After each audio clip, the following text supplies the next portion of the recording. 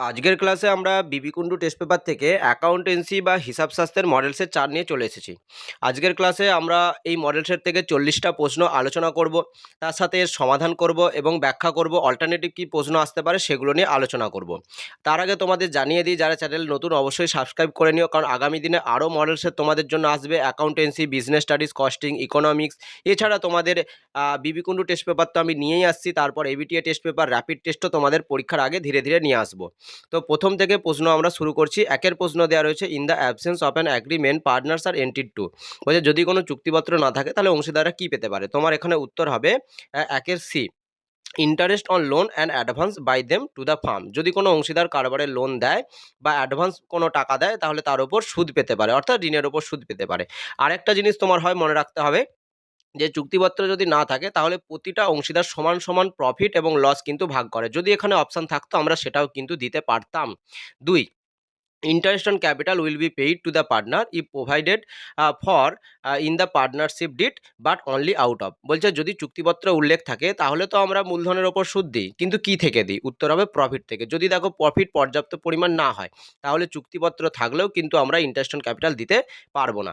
3 দেখো একটা অঙ্ক আছে, in a partnership firm partners a is entitled a monthly salary 7,500। At the end of the year firm earn a profit 75,000 after charging a salary. If the manager is entered a commission of 10% on the net profit, after charging his commission, manager's commission will be। তাহলে তোমাকে কি বলেছে, যে একটা অংশীদারি কারবারে একজন অংশীদার 7,500 টাকা প্রতি মাসে স্যালারি পায় এবং তাকে স্যালারি দেওয়ার পরেও কারবারে 75,000 টাকা প্রফিট আছে। এখন ম্যানেজারকে 10% কমিশন দিতে হবে, এবং কমিশন কিভাবে দিতে হবে, আফটার চার্জিং সাচ কমিশন দেওয়া রয়েছে। তাহলে ম্যানেজার কত টাকা কমিশন পাবে, দেখো ডান দিকে আমি অঙ্কটা করেছি, যে 75,000 টাকা প্রফিট আছে, স্যালারি কত দেওয়া হয়ে গেছে 7,500 টাকা করে, যদি প্রতি মাসে হয় তাহলে 12 মাস হচ্ছে 90,000 টাকা। তাহলে স্যালারি দেওয়ার আগে কারবারে ক টাকা প্রফিট হয়েছিল 1,65,000। এবার দেখো আফটার চার্জিং দেওয়া রয়েছে, সেই কারণে 10/110 করলাম। এবার আফটার চার্জিং থাকলে কেন 10/110 হয়, বিফোর চার্জিং থাকলে কেন 10/100 হয়, সেটা কিন্তু আমরা অলরেডি ক্লাসে করেছি। যারা যদি ক্লাস না দেখে থাকো, আমাদের প্লেলিস্টে এরকম অনেক ক্লাস রয়েছে পার্টনারশিপ নিয়ে, সেই ক্লাসগুলো তোমরা কিন্তু দেখতে পারো, তাহলে তোমাদের আরও ডাউট ক্লিয়ার হয়ে যাবে। তাহলে এখানে যেহেতু আফটার চার্জিং সার্চ কমিশন আছে তাই 10/110 করলাম 1,65,000 টাকার ওপর। উত্তর হবে তোমার 15,000, অপশান ডি হচ্ছে সঠিক উত্তর। 4, interest on partners loan is credited two. বলছে অংশীদারি কারবারে অংশীদারদের যে লোনের ওপর সুদ সেটা কোথায় ক্রেডিট করা হয়, উত্তর হবে পার্টনার্স লোন অ্যাকাউন্টে ক্রেডিট করা হয়। 5, A and B are partners in a partnership firm without any agreement. তাহলে এ এবং বি এদের মধ্যে কোনো চুক্তি নেই। এ হ্যাজ উইথড্র 50,000 টাকা out of is capital as drawing. বলছে সে 50,000 টাকার উত্তোলন করেছে। তাহলে ইন্টারেস্ট অন ড্রয়িং কত হবে, দেখো চুক্তিপত্র না থাকলে কোনো রকম ইন্টারেস্ট অন ড্রয়িং হয় না, তাহলে অপশান ডি হবে সঠিক উত্তর, no interest can be charge. 6 প্রশ্ন, partnership deed is also called. বলছে পার্টনারশিপ ডিডকে কি বলা হয়, আর্টিকেলস অফ পার্টনারশিপ বলা হয়। 7, A B C and D are partners in a firm, what is the maximum number of additional member that can admitted by them in a firm. দেখো already 4 জন তো অংশীদারি কারবারে আছে, অংশীদারি কারবারে সর্বোচ্চ কতজন হতে পারে, 50 জন। আর যদি কোম্পানি আইন দ্বারা ধরো তাহলে 200 জন। তাহলে এখানে 200 জনের কোনো কাজে আসছে না, তাহলে আমরা এখানে কাজে লাগাচ্ছি কাকে, 50 জন ম্যাক্সিমাম তোমার হচ্ছে সদস্য থাকতে পারে। তার মধ্যে 4 জন অলরেডি আছে, তাহলে আর 46 জন অ্যাড করা যাবে। অপশান ডি হচ্ছে সঠিক উত্তর। 8 দেখো একটা অঙ্ক দেওয়া রয়েছে, mister x is a partner in a farm, he withdraw regularly 3,000 at the end of every month for 6 month ending 31 March 2025। If interest on drawing is charges 10% PA, the interest charge will be. বলে দেখো mister x হচ্ছে একজন অংশীদারি কারবারের অংশীদার, সে 3,000 টাকা করে প্রতি মাসের প্রথমেই তোলে এবং সে টাকাটা তুলেছে 6 মাস তুলেছে, ঠিক আছে। আর সুদের হার যদি 10% হয় তাকে কত সুদ দিতে হবে, দেখো তাহলে সে কত টাকা তুলেছে, আমি ডান দিকে অঙ্কটা করেছি, 3,000 টাকা করে 6 মাস তুলেছে, তাহলে 18,000 টাকা। সুদ দিতে কত হবে, 10/100।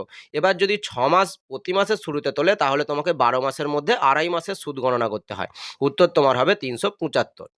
9, after doing the adjustment regarding drawing 40,000, share of profit 24,000 and the additional capital introduce 32,000, the capital of Ritam a partner as on 31 March 2026 5 lakh, his capital as on 1 April 2025 watch. তাহলে তোমাকে কি বলেছে, দেখো ড্রয়িং বলে দিয়েছে 40,000, প্রফিট বলে দিয়েছে 24,000।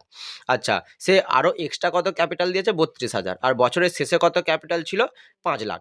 তাহলে তার ক্যাপিটাল কত হবে? দেখো ওপেনিং ক্যাপিটাল কত ছিল তোমাকে চেয়েছে। ওপেনিং ক্যাপিটালের সূত্র আমি দেখো শত নিচে লিখেছি। ওপেনিং ক্যাপিটাল সমান ক্লোজিং ক্যাপিটাল, যেটা 5,00,000 আছে। ড্রয়িং কত? 40,000।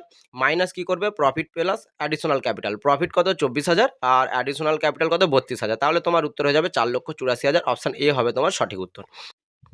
আচ্ছা, 10-এর প্রশ্নটা দেখো কি বলেছে, goodwill is affected by the following factors except. তার মানে তোমাকে বলছে যে গুডউইলের ওপর প্রভাব বিস্তারকারী বিষয় কোনটা নয়। তোমার উত্তর হবে option D, location of the customer. যে কাস্টমারের বা ক্রেতার লোকেশন গুডউইলের ওপর কোনো রকম প্রভাব ফেলে না। কিন্তু তুমি বাকি অপশানগুলো দেখো, A B C, past performance, technical know how, efficient of management, এগুলো কিন্তু গুডউইল বাড়াতেও পারে আবার গুডউইল কমাতেও পারে। এরপর আমরা চলে যাব 11-র প্রশ্নতে। দেখো 11-র প্রশ্নে কি আছে, which of the following is true in relation to goodwill. বলছে গুডউইলের সঙ্গে যে সম্পর্ক রয়েছে সেই সম্পর্ক অনুযায়ী কোনটা সঠিক।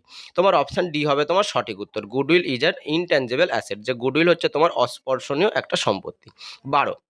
12তে কি বলে দেখো, tangible asset of the farm 14 লক্ষ টাকা, অ্যান্ড আউটসাইড লায়াবিলিটি 4 লক্ষ টাকা, প্রফিট অফ দ্য ফার্ম 1,50,000 টাকা, নর্মাল রেট অফ রিটার্ন 10%। তাহলে অ্যামাউন্ট অফ ক্যাপিটাল কত? দেখো অ্যামাউন্ট অফ ক্যাপিটাল কি করে আমরা বার করব? আমরা টেনজিবল অ্যাসেট থেকে আমরা আউটসাইড লায়াবিলিটি বাদ দেবো। ঠিক আছে, তাহলে 14 লক্ষ টাকা থেকে যখন আমরা 4 লক্ষ টাকা বাদ দেবো তখন আমরা পাবো কি? ক্যাপিটাল এমপ্লয়েড বা বিনিয়োজিত মূলধন। বিনিয়োজিত মূলধন হচ্ছে 10 লক্ষ টাকা। তাহলে তুমি বলবে যে বাকিগুলো কেন দিয়েছে, যে প্রফিট 1,50,000 আর নর্মাল রেট অফ রিটার্ন 10%, এগুলো এখন কিছুই কাজে লাগবে না। এগুলো যদি আমরা গুডউইল নির্ণয় করতে চাই সুপার প্রফিট মেথডে তাহলে কাজে লাগবে। এখানে শুধুমাত্র ক্যাপিটাল এমপ্লয়েড বার করতে বলেছে। 13তে দেখো একটা গুডউইলের অঙ্ক দিয়েছে। A firm has an average profit 60,000 টাকা। তাহলে গড় মুনাফা কত? 60,000 টাকা। Rate of return on capital 12.5%। Total capital employed in the firm 4 লক্ষ টাকা। Goodwill of the basis 2 year purchase of super profit. তাহলে 2 বছরের ভিত্তিতে সুপার প্রফিট মেথডে তোমাকে গুডউইল বার করতে হবে। তাহলে দেখো আমি যদি 4 লাখ টাকা ইনভেস্ট করি, দেখো অঙ্কটা ডান দিকে করেছি, 4 লাখ টাকা ইনভেস্ট করি, 12.5% নর্মাল রিটার্ন, তাহলে আমি নর্মাল কত টাকা ইনকাম করতে পারবো? 50,000 টাকা। কিন্তু আমি অ্যাভারেজ প্রফিট কত করেছি? 60,000। তাহলে আমি 60,000 কেন করতে পারলাম? 10,000 টাকা এক্সট্রা কেন করতে পারলাম? এটা আমার গুডউইলের কারণে। তাহলে সুপার প্রফিট হচ্ছে তোমার 10,000। এবার এই সুপার প্রফিটকে যখন নাম্বার অফ ইয়ার বা 2 দিয়ে গুণ করবো তখন তোমার গুডউইল হয়ে যাবে 20,000 টাকা। অপশান এ হবে তোমার সঠিক উত্তর। 14, when goodwill is not purchase goodwill account can. বলছে যখন গুডউইল হচ্ছে আমরা কিনবো না, নিজে নিজেই তৈরি হবে, তখন আমরা গুডউইল অ্যাকাউন্টকে কি করব? Never be right in the book. আমরা বইতে সেটা লিখবো না। ঠিক আছে, কেন? এটাই আমাদের S26 অ্যাকাউন্টিং স্ট্যান্ডার্ড 26 বলছে যে আমরা শুধুমাত্র পারচেস গুডউইলকে দেখাতে পারি, আমরা সেলফ জেনারেট গুডউইলকে দেখাতে পারি না। আচ্ছা 15টা দেখো, 15তে আবার একটা গুডউইলের অঙ্ক দিয়েছে। The profit earn by a business over the last 5 year are follow. বলছে 5 বছরের গুডউইল দেওয়া রয়েছে, 5 বছরের তোমার প্রফিট দেওয়া রয়েছে 20,000, 30,000, 10,000, 50,000, 2,000 টাকা loss, based on 2 year purchase last 4 year. এই লাস্ট 4 ইয়ার কথাটা কিন্তু মাথায় রাখো। 5 বছরের কিন্তু তোমার প্রফিট দেওয়া রয়েছে, কিন্তু শুধুমাত্র চেয়েছে শেষের 4টে বছরের প্রফিটের ভিত্তিতে গুডউইল কত। তাহলে তুমি কি করবে? 30,000, 10,000, 5,000 যোগ করবে, তা থেকে 2,000 বাদ দেবে এবং তাকে 4 দিয়ে ভাগ করবে। তাহলে তোমার উত্তর কি হবে? অ্যাভারেজ প্রফিট তোমার হয়ে যাবে 22,000। এবার 22,000-কে তুমি যদি 2 দিয়ে গুণ করো তাহলে 44,000 টাকা হবে গুডউইল। এখানে 20,000 টাকাটাকে নেওয়া হবে না। 20,000টা হচ্ছে তোমার প্রথম বছরের প্রফিট, এটা নেওয়া হবে না। ঠিক আছে। 16, dash is transfer to capital reserve. বলছে ক্যাপিটাল রিজার্ভে কোনটা স্থানান্তর করা হয়? Gain from sale of fixed asset, স্থায়ী সম্পত্তি বিক্রি করে যেটা লাভ হয়। Gain on purchase on running business, যে ব্যবসায় কী হয়, কেনা বেচা থেকে যদি কোনো গেন হয়। ঠিক আছে, আচ্ছা সরি, যে হচ্ছে gain on purchase of running business, যে কোনো একটা চলমান প্রতিষ্ঠান যদি কিনে নাও, সেই প্রতিষ্ঠান কিনে যদি লাভ হয়। আচ্ছা gain on reissue of ফরফিটেড share, বলছে শেয়ার বাজেয়াপ্ত করে যদি লাভ হয়। উত্তর হবে অল অফ দ্য অ্যাবভ, কারণ সবগুলো থেকেই যে লাভ হয়, কারণ এইগুলো হচ্ছে কি মূলধন জাতীয় লাভ, এগুলো বারবার হবে না, এইগুলো কি আমরা ক্যাপিটাল রিজার্ভে দিতে পারি। 17, authorize capital of a company is mention. বলছে অনুমোদিত মূলধন কোম্পানির কোথায় উল্লেখ করা থাকে? দেখো কোম্পানির হচ্ছে দুটো দলিল, একটা স্মারকলিপি, একটা পরিবেল নিয়মাবলী। এটা স্মারকলিপিতে উল্লেখ থাকে, memorandum of association. Option A হবে তোমার সঠিক উত্তর। 18, reserve capital is a part of. Reserve capital মানে সংরক্ষিত মূলধন, যে মূলধনটা আমরা শেয়ার হোল্ডারদের কাছ থেকে তলব করি না। অপশন ডি হবে তোমার সঠিক উত্তর। Capital to be called up only on liquidation of company, যে কোম্পানি যখন অবসায়ন হয় তখনই আমরা এটাকে ডাকতে পারি। ঠিক আছে, বা এই টাকাটা শেয়ার হোল্ডারদের কাছ থেকে তুলতে পারি, আর কোম্পানি যতদিন না বন্ধ হচ্ছে শেয়ার হোল্ডারদের কাছ থেকে তুলতে পারি না, তাকে বলা হয় রিজার্ভ ক্যাপিটাল। আচ্ছা 19, নমিনাল শেয়ার ক্যাপিটাল কি? ঠিক আছে, the maximum amount of the capital which a company is authorize to issue, ডিএরটা। তাই নমিনাল শেয়ার ক্যাপিটাল মানে হচ্ছে সর্বোচ্চ শেয়ারের যে মূল্য যে কোম্পানি ইস্যু করতে পারে। 20, according to SEBI guidelines minimum subscription has been fixed at the of issued capital. বলছে সেবির রেগুলেশন অনুযায়ী কোনো কোম্পানি যদি শেয়ার বিক্রি করতে চায় তাহলে মিনিমাম সাবস্ক্রিপশন কত পার্সেন্ট হতে হবে? উত্তর হচ্ছে 90% হতে হবে।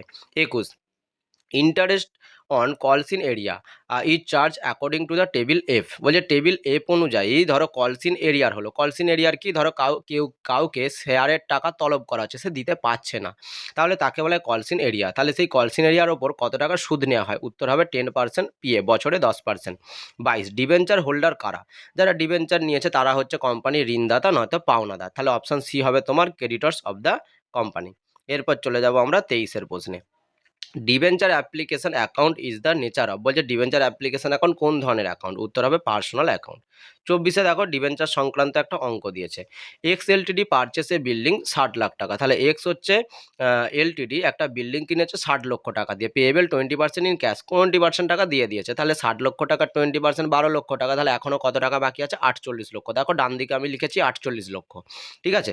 এখন কোম্পানি বলছে আমি 500 টাকার দামের ডিবেঞ্চার 20% প্রিমিয়ামে নেবো, তাহলে কোম্পানি এক একটা ডিবেঞ্চার 600 টাকায় বিক্রি করছে, ঠিক আছে। তাহলে কতগুলো ডিবেঞ্চার কোম্পানিকে ইস্যু করতে হবে? তাহলে 48 লক্ষ টাকা বাকি আছে, একটা ডিবেঞ্চারের জন্য কোম্পানি 600 টাকা ইস্যু করছে, তাহলে 8000 ডিবেঞ্চার এখনও কোম্পানিকে বিলি করতে হবে। 25, debenture of a company can be issue. বলছে ডিবেঞ্চার কিভাবে ইস্যু করা যায়? বলছে for cash, for consider other than cash, as a collateral security. বলছে তিনভাবেই any of the above, option D হবে সঠিক উত্তর। অর্থাৎ নিরাপত্তার জন্য, ঠিক আছে, বা তোমার হচ্ছে ক্যাশে, এবং ক্যাশ বাদে কোনো বিল্ডিং মেশিন কিনলো তার ফলেও ডিবেঞ্চার দেওয়া যায়, ঠিক আছে। 26, the most commonly use tool for financial analysis. বলছে ফিনান্সিয়াল বা আর্থিক বিবরণী বিশ্লেষণ করার জন্য কোনগুলো ব্যবহার করা হয়? ঠিক আছে, comparative statement, common size statement, accounting ratio, all of this. উত্তর হবে অল অফ দিস। এই সবগুলোই কিন্তু আর্থিক বিশ্লেষণ করার জন্য ব্যবহার করা হয়। 27, payment of income tax consider. বলছে ইনকাম ট্যাক্সের পেমেন্ট কী হিসাবে ধরা হয়? ইনডাইরেক্ট এক্সপেন্সেস হিসাবে ধরা হয় বা পরোক্ষ খরচ হিসাবে ধরা হয়। 28, which of the following is limitation of financial analysis. বলছে ফিনান্সিয়াল বা আর্থিক বিবরণী বিশ্লেষণের সীমাবদ্ধ কোনটা? It is just a study of report of the company. বলছে এটা শুধুমাত্র একটা কোম্পানির, ঠিক আছে, যে তথ্য সেই তথ্যগুলোকে স্টাডি করা, এটা হচ্ছে একটা লিমিটেশন বা সীমাবদ্ধতা। 29, parties interest in financial analysis. বলছে কোন ধরনের পক্ষ, পার্টিস মানে এখানে পক্ষ, ঠিক আছে, কোন ধরনের পক্ষ ফিনান্সিয়াল অ্যানালিসিস করার জন্য ইন্টারেস্টেড থাকে, উৎসাহী থাকে? ইনভেস্টর্স অর্থাৎ বিনিয়োগকারীরা, গভর্নমেন্ট সরকার, আর ফিনান্সিয়াল ইনস্টিটিউশন, ঠিক আছে, আর্থিক প্রতিষ্ঠানগুলো। উত্তর হবে অল অফ দিস। এরা সকলেই কোনো কোম্পানির ফিনান্সিয়াল অ্যানালিসিস করতে উৎসাহিত থাকে, ঠিক আছে। 30, fixed asset of the company increase 3 lakh to 4 lakh. বলছে ফিক্সড অ্যাসেট কোম্পানি 3 লাখ থেকে 4 লাখ টাকা হয়ে গেছে, তাহলে কত পার্সেন্ট চেঞ্জ হয়েছে? দেখো 1 লাখ টাকা চেঞ্জ হয়েছে, 3 লাখে যদি 1 লাখ চেঞ্জ হয় তাহলে 33.33% বা 1/3 অংশ চেঞ্জ হয়েছে, ঠিক আছে। 31, liquid asset do not include. Liquid অ্যাসেটের মধ্যে কী থাকে? দেখো লিকুইড অ্যাসেটের সূত্র কি? Current asset minus stock minus prepaid expenses. তাহলে স্টক আর প্রিপেড এক্সপেন্সেস লিকুইড অ্যাসেটের মধ্যে থাকে না, তাহলে এখানে অপশান অনুযায়ী ইনভেন্টরি, ইনভেন্টরি মানে স্টক, স্টক হচ্ছে লিকুইড অ্যাসেটের মধ্যে থাকে না। 32, the dash of the business firm is measured by the ability to satisfy in short term obligation as they become due. বলছে স্বল্পকালীন সচ্ছলতা মাপার জন্য কি ব্যবহার করা হয়? উত্তর হবে লিকুইডিটি বা তারলত্ব মাপা হয়, ঠিক আছে, বা তারলত্ব বলতে বোঝায় যে স্বল্পকালীন সচ্ছলতা কতটা রয়েছে। উত্তর হবে liquidity, option B. 33, a company quick ratio কত দেওয়া আছে? 1.5:1। কারেন্ট লাইবিলিটি কত? 2 লাখ। ইনভেন্টরি 1,80,000। কারেন্ট রেশিও কত? দেখো কুইক অ্যাসেটটাকেই কাজে লাগাবো, ঠিক আছে। কুইক অ্যাসেট কীভাবে আমরা পাবো? দেখো কুইক অ্যাসেটটা পাওয়ার জন্য কুইক রেশিওকে কাজে লাগাচ্ছি। কুইক রেশিও 1.5:1, তাহলে কারেন্ট লাইবিলিটি 2 লাখ হলে তাহলে কুইক অ্যাসেট কত হয়ে যাচ্ছে? 3 লাখ টাকা, ঠিক আছে। এখন 3 লাখ টাকার সঙ্গে যদি ইনভেন্টরি আমরা 1,80,000 যোগ করে দিই তাহলে 4,80,000 হয়ে যাবে তোমার কারেন্ট অ্যাসেট। এবার 4,80,000কে যদি আমরা কারেন্ট লাইবিলিটি 2 লক্ষ দিয়ে ভাগ করি তাহলে হয়ে যাবে কারেন্ট রেশিও। উত্তর হবে তোমার option D 2.4:1। 34 long term solvency is indicated by, বলছে লং টার্ম বা দীর্ঘকালীন সচ্ছলতা কোন রেশিওটা দিয়ে মাপা যায়? উত্তর হবে ডেপ্ট বাই ইকুইটি বা দেনা মালিকানা অনুপাত দ্বারা। কারণ বাকিগুলো তোমার প্রফিটেবিলিটি রেশিও, নয়তো তোমার লিকুইডিটি রেশিও, ঠিক আছে? শুধুমাত্র সলভেন্সি রেশিও হচ্ছে এখানে ডেপ্ট by equity. 35 proprietary ratio indicate the relation between proprietors fund and dash, বলে প্রোপাইটরি রেশিওতে প্রোপাইটরি ফান্ড এবং কার সঙ্গে সম্পর্ক হয়? উত্তর হবে টোটাল অ্যাসেটের সঙ্গে। 36 আবার একটা অঙ্ক দেওয়া রয়েছে রেশিও সংক্রান্ত অঙ্ক 36-এ। Opening inventory 80,000, cost of revenue from operation 6 lakh, inventory turnover ratio 5 times, তাহলে ক্লোজিং ইনভেন্টরি কত হবে? দেখো আমাদের স্টক টার্নওভার রেশিও যদি আমরা বার করি তাহলে cost of goods sold by average inventory, তাহলে অ্যাভারেজ ইনভেন্টরি সেখান থেকে আমরা কত পাচ্ছি? 1,20,000। এবার বলবে স্যার 1,20,000 কোথা থেকে পেলে? 6 লক্ষ টাকাকে আমরা 5 দিয়ে ভাগ করেছি। 6 লক্ষ হচ্ছে আমাদের কি cost of revenue from operation, অর্থাৎ কস্ট অফ গুডস সোল্ড বলতে পারো। তাহলে সেই 6 লক্ষকে আমরা 5 দিয়ে ভাগ করলে 1,20,000 পেয়েছি। এবার অ্যাভারেজ ইনভেন্টরি যদি 1,20,000 হয় তাহলে হচ্ছে ওপেনিং প্লাস ক্লোজিং হলে এর ডবল হবে 2,40,000। তাহলে 2,40,000 থেকে ক্লোজিং যদি 80,000 বাদ দিয়ে দিই 1,60,000 হবে তোমার ক্লোজিং ইনভেন্টরি, ঠিক আছে? তাহলে ক্লোজিং ইনভেন্টরি তোমার হচ্ছে 1,60,000। আর তুমি দেখোই না 1,60,000 আর 1,00,000 আর হচ্ছে 80,000 দুটোকে গড় করলে তবেই তো তুমি 1,20,000 পাবে। আর 1,20,000 পেলে তাকে 5 দিয়ে গুণ করলে তবেই তুমি 6 লাখ টাকা পাবে, ঠিক আছে? 37-এর প্রশ্নে আমরা চলে যাচ্ছি। 37-এ কি আছে দেখো, যে ক্যাশ রেভিনিউ 4 লক্ষ টাকা, ক্রেডিট রেভিনিউ 21 লক্ষ, তাহলে টোটাল রেভিনিউ কত হচ্ছে? 25 লক্ষ টাকা। ডান দিকে দেখো আমি নিচে লিখে দিয়েছি 25 লক্ষ টাকা টোটাল রেভিনিউ। এখন টোটাল রেভিনিউ দেওয়া রয়েছে 25 লক্ষ হয়ে গেল। Revenue from operation on return 1 লক্ষ, cost of revenue from operation 19,20,000 টাকা।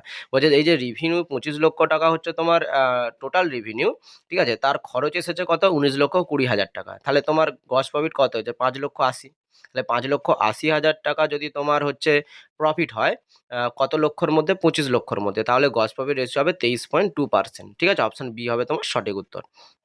38 কি আছে? Total sell 2,50,000, credit sell 25%, cash সেলের, তাহলে ক্রেডিট সেল কত? দেখো যখন এই ধরনের অঙ্ক বলবে তুমি যেটার ওপর 25% 26% বলবে সেটাকে তুমি এক্স ধরে নেবে। তাহলে আমি ধরে নিচ্ছি ক্যাশ সেল X টাকা, তাহলে ক্রেডিট সেল কত হবে? X into 25/100। তাহলে এখন ক্যাশ সেল আর ক্রেডিট সেল যোগ করলে তবেই তো টোটাল সেল হয়। তাহলে এক্স প্লাস এক্স ইন্টু 25/100 সমান 2,50,000। তাহলে এক্স এর মান কত হচ্ছে? 2 লক্ষ টাকা। তাহলে এক্স মানে কি?